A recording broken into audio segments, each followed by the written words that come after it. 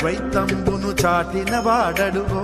వైదిక ధర్మము నిలిపిన ఆచార్యుండడుగో విశిష్టాద్వైతంబును చాటిన వాడడుగో వైదిక ధర్మము నిలిపిన ఆచార్యుండడుగో గోపురాణ తిరుమంత్రము చాటిన వాడడుగో